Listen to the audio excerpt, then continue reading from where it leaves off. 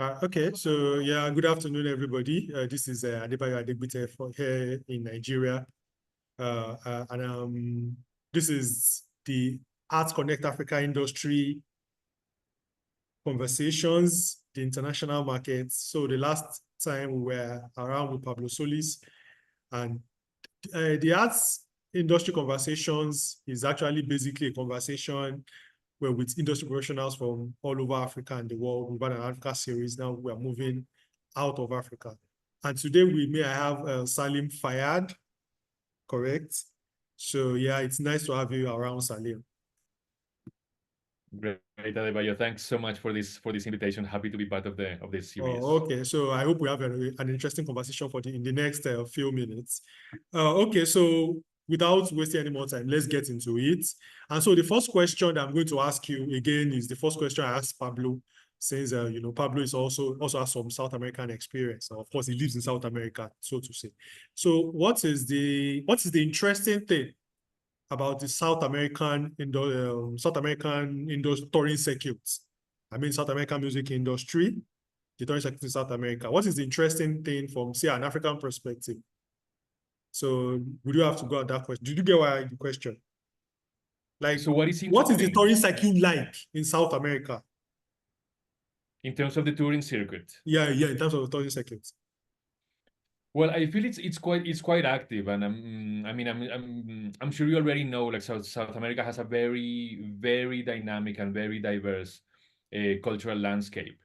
But also in terms of industry, there's a lot of development happening here. And I am talking from Colombia at the moment. I am from Colombia, but I have been based in South Africa for more than a decade and a half.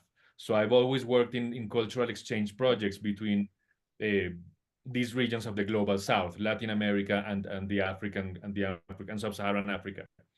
So I have been able to see how the different dynamics works in the different regions. And what's interesting is that both regions have like a lot of potential and a lot of platforms for exposure for artists, but they do not know each other. So in terms of now regarding your question, the touring circuit in Latin America, it depends. I mean, you have very big conference, very important music conferences and markets. For example, the Bogota Music Market just finished last week with more than 1,000 delegates. That was quite impressive. Of course, you have others in other parts of the continent. Um, you have also, this is becoming more visible recently, and is the arrival of large festivals in the region. Big festivals, like the size of like the Coachellas and the Lollapaloozas in the United States. They arrived in Latin America, maybe in Argentina and Brazil a long time ago, but in countries like Colombia, that's more recent. And I think that also responds to political and social reasons. Colombia, for example, has been a country that has been at war for more than 50 years. So of course that has an impact in society, has an impact in public relations internationally, has an impact in economy. But lately you have festivals like the biggest one in Colombia at the moment is called Stereo Picnic, which is like it's this kind of massive festival, um, the size of what's the word? I think it's Coachella, and they share this lineup of big international artists with Chile, with Argentina, with Brazil. So they come and they tour regionally through these big platforms. But at the same time, of course, this is a commercial venture. This is a mass festival with lots of branding, the expensive tickets. So you have that. But also in Colombia, you have a very interesting and something that we Colombians are very proud of, and it's the Al Parque festivals. And this means at the park. So you have Rock al Parque, Jazz al Parque, Salsa al Parque. These festivals, Rock at the Park, Jazz at the Park, Salsa at the Park, these are free festivals for everybody with excellent curation of the line of artists uh, coming to Colombia. And these festivals have been going on for a long time, even before the peace agreement was signed. And this has created not only um, an offer for the cultural consumers in Colombia, but also it has had a massive social impact. The sense of ownership that we Colombians, or people from Bogota in particular, feel for these festivals, they rescued kind of the image of our city. Bogota is a city that has not a good does not have a good reputation. It has, I mean, I'm not going to talk about the problems that Bogota has, but this, I'm just trying to say that these cultural events have a massive impact, not only the cultural scene, but also in the social scene. Yeah, I don't know if that answers your question, but I Yeah, think it that does. It does.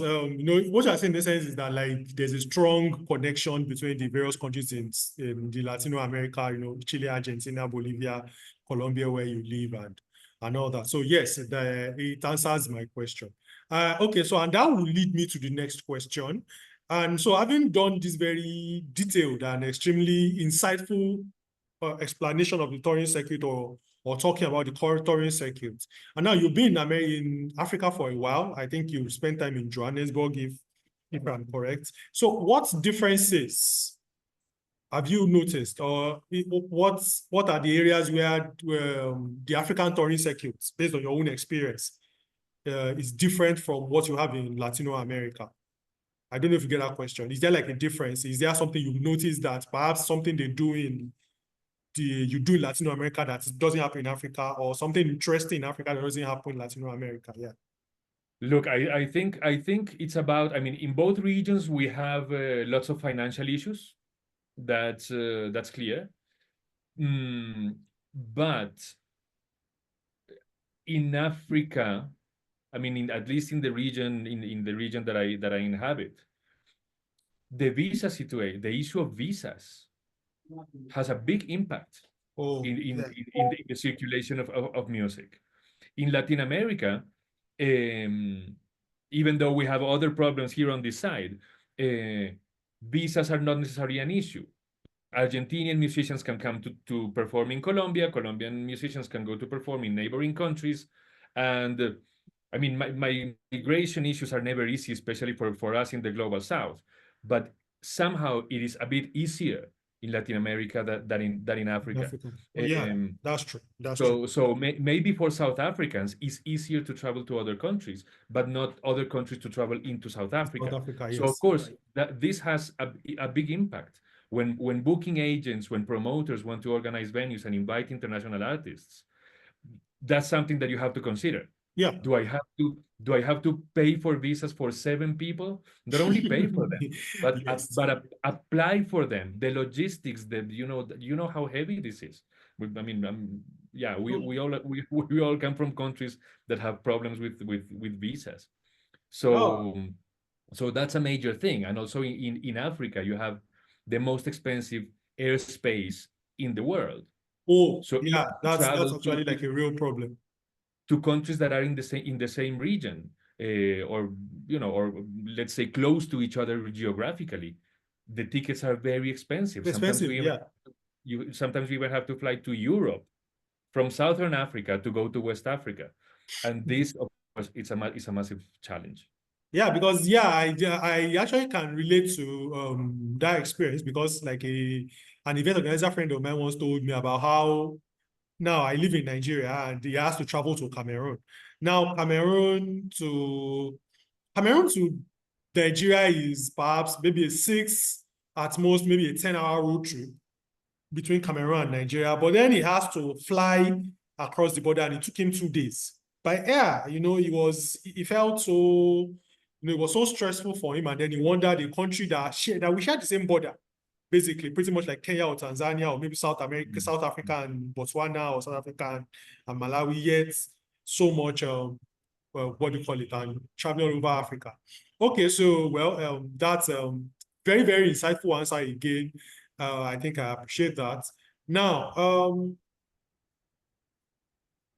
let's talk about cultural exchanges. Now, I did notice that you talked about that, how cultural exchanges is actually what your bread and butter and what you basically do.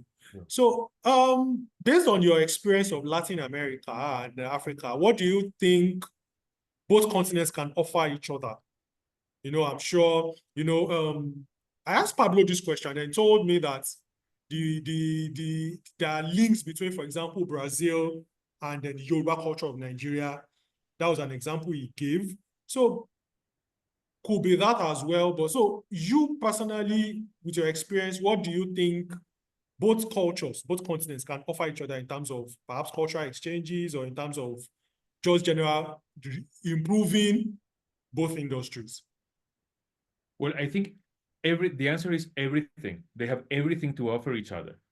It's a colonial structure that has kept us apart or ignorant from each other. Of course, we can talk about the slave trade and the African diaspora in the Americas, which is massive, but I think that's only a starting point. That's a starting point from 500 or 600 years ago. What happens now is not only that our drumming rhythms are similar to Yoruba drumming rhythms. Cool, true, but there is much more than that, and that's present nowadays. We come from colonial structures. We both regions, if we can speak of both regions, because of course they are very diverse internally. Yes, I understand. Yes. All of these regions, we all have problems of inequality, problems of, as I was saying, of racism, of structural racism, of structural inequality, of like these massive challenges, but at the same time, a super vibrant cultural scene. And not only about traditional expressions, it's about like the contemporary expressions, also groundbreaking arts that we don't know each other. We don't know in Latin America what's happening in Africa and the other way around. So there is a lot to discover, and we have not been allowed those bridges to know each other. They have been created recently. You know, when I started working with these projects of cultural exchange with music and cinema, I ran an African film festival here in Colombia. Whoa. And I also screen Colombian films in African countries. 15 or 16 years ago, there was no connection. Whoa. There was not even an interest, because artists were not even thinking of Africa. Artists here were not even thinking of Africa as a potential touring circuit, a potential market for their records, for their films. People don't know what, even now, 2024, in South America, most people don't know what big festivals you have in Africa. Yeah, that's interesting. The other way around. Yes. Yeah, I guess you are correct on that count. Yes. African artists or filmmakers often ask me, hey, we would like to show our films or tour our music in South America. Where do we go? Where do we start? What doors do we knock? So we are starting from scratch, and that's one, very frustrating, because you realize how ignorant we are from each other. But at the same time, it's a full of of potential moments that is full of potential, and I think we are riding that wave. Just sorry if I'm extending a bit. No, go on. It's really been insightful talking to you about it. Yes. So when with our team, we started our film festival, called African Film Festival in Colombia, called MUICA, in 2015, almost 10 years ago. There was absolutely no African content in Colombian cultural platforms. 9 years later, that's not a long time. 9 years later, you have only in this semester, second half of 2024, the Afrofuturism Festival here in Bogota finished last week. We participated with some virtual reality films, with Ibaku, a music band from Senegal, and other activities. There is also the Africa Bogota Festival happening in a couple of weeks. There is the Muestra Afro. So I could give you like maybe 6 or 7 events related to African content happening here in Bogota only in 6 months. This is unprecedented. This is unprecedented. And I think we are part of that wave, and we should use it, and we should encourage it. We should feed it also with this kind of conversations to let artists know in African countries that in Latin America you have the platforms, you have the music studios, you have the music markets. It's not just like groovy audiences. There is a structure, a functional structure. that can work benefiting artists from both sides.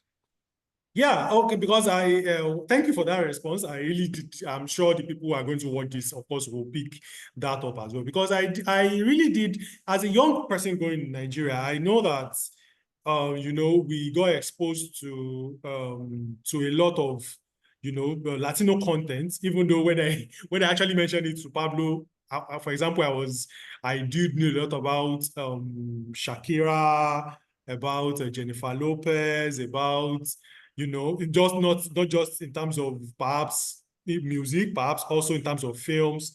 So we also Selena Gomez, J Balvin, Mr. Worldwide.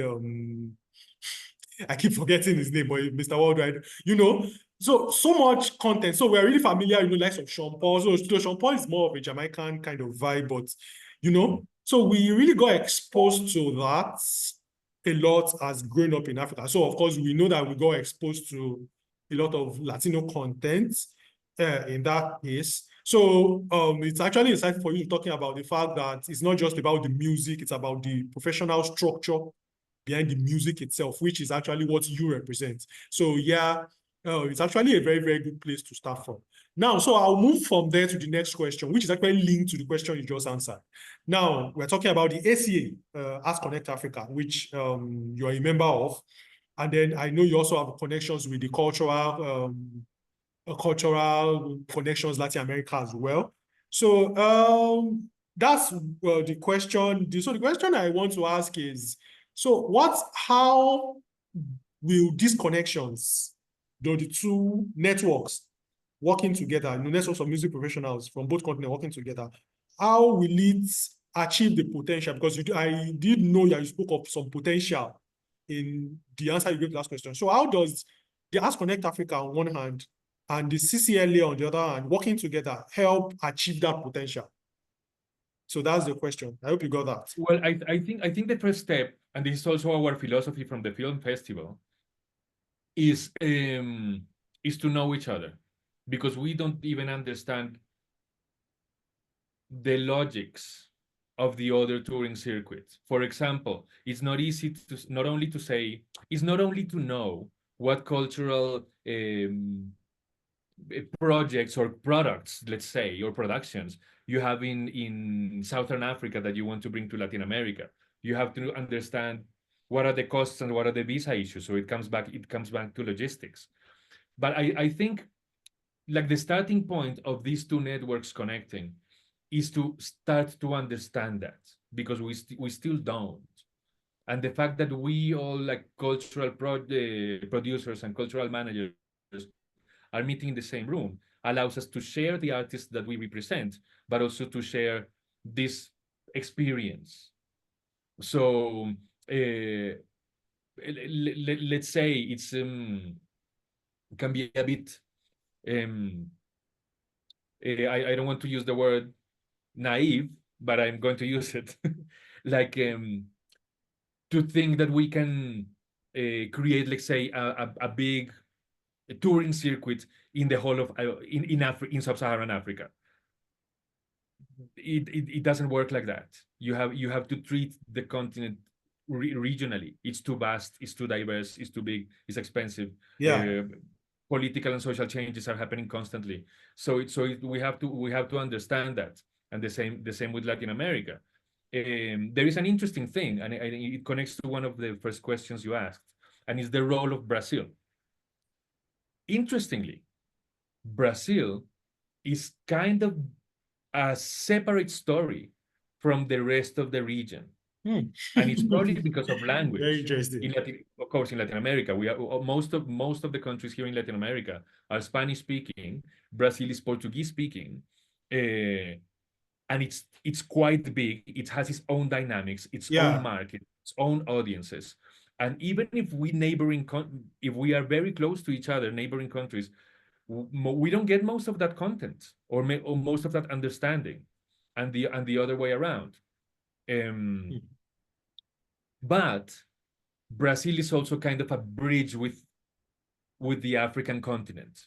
Yeah. Yes. Because of different reasons, because of the African diaspora in Brazil, but also Brazil is part of the BRICS bloc, Yeah. So it's the economic bloc of emerging economies, with South Africa, for instance, India, Russia, China, and that's it. Yeah. So Brazil is kind of a bridge that we should try to use. So in terms of that cultural exchange. Now let me add something else in response to your last comment also about the Latin American artists that you know of or that you have reference of. Yes. In like these are pop artists, and it's important to understand that the creativity in Latin America goes beyond that, way beyond Shakira or Jennifer Lopez, who's actually American. So Pablo said so it's important everything. to understand how. No, but it's interesting to hear this, to see that maybe the Latin American image comes filtered through the Hmm. United States. Hmm. And I mean, it also happens the other way around. Uh, when we talk about African musicians here, maybe people know about Fela Kuti for sure. Oh yeah, Fela, Maybe yes. maybe Miriam Makeba, maybe Hugh Masekela, Mm-hmm. maybe Tina Riwen, but Mm-hmm. which is amazing. But there is much more than that. And I think it's very important to highlight the groundbreaking cultural expressions. What happens, and this was a personal experience as well, I had no idea that the electronic music in South Africa was so vibrant, so Hmm. active. Yeah. The house music industry, the psychedelic rock bands. This is something that I was not expecting when I landed in South Africa Oh. many years ago. And I think it's important to highlight this kind of let's go avant-garde, experimental, groundbreaking, however you want to call it, expressions. And the same with Latin America. Yes, you have those pop artists. Of course, you have traditional music as well. But it's interesting to see that there are also these other connections. What about people that are sampling cumbia tracks and turning them into dub songs Hmm. or electronic music tracks playing in the dance floors in Europe? So I think we should also like open our hearts to to let ourselves be surprised by these kind of unexpected products or music. Whoa. Well, thank you very much for that. It's been a very, very great session with you. I really appreciate Sourcing's responses. You've actually been a very, very informative interviewer or interviewee. Finally, because of course it wasn't going to be, but of course the conversation has been very, very interesting, I must say. So finally, what are your hopes on a personal level now? Forget facts or figures or anything. Now, based on your own experiences, you've talked about how much there's so much of a potential. So do you think the glass is half full or half empty? What do you think? Your hopes, not necessarily what should be done or what has been done. What you think the future of the Latino African connection will be like? We're talking about the future now. So what do you think? Co-creation. And I think platforms such as ACA and CCLA, as I said before, they are starting points to create this community. Maybe, as I said, we don't know each other, how to, we still don't know how to operate in the other region, but we now have peers there. So now the creation of these kind of networks allow us to ask, like, hey, Adebayo, I would like to understand what's the Afrobeats scene in Nigeria. Yeah. Is there a Yes. Hmm. is there a jazz scene in Nigeria? How rich is the reggae or the rock and roll scene in Nigeria? So now I have some interlocutors. I have some people that I can talk about this. Hmm. And the same, of course, with African promoters and the ones in Latin America. I think that's, and this is a better answer to the previous question. I think that's the use of this or the advantage of the gold actually of these two networks in dialogue. And coming back to your question, I think collaboration is the key. The first step is to know each other. Once we know each other, once we can start talking. What do you have that I am interested in? What do I have that you're interested in? And let's co-create. Let's make these products together. One of our philosophies, again, if that's a good word, is to go beyond the show. Is to go beyond the gig. If we bring an African artist to Colombia, if we bring a Colombian artist to an African country, let's collaborate. Let's put these musicians in a studio session. Of course, we don't want to force creativity, but let's allow these spaces to create new languages, to create new music. And I think, and I hope, that's the future of these South-South connections. Wow. That was mind-blowing. It was great. It's really been a great session working with you on this. I appreciate the forthrightness, I think, and then the demonstration of knowledge. Okay, so it's been a very great session with Salim. Salim is a cultural promoter, an independent reporter, and a documentary photographer from Bogota in Colombia who has lived in South Africa and who perhaps now has maybe a South Africa or an African designation. And you know, it's the quality of his knowledge is actually demonstrated in the interview. So yes, thank you very much. It's been a very, very wonderful one called Salim. Salim, it's been very, very nice talking to you. I've really, really learned a lot of things. It's really been illuminated.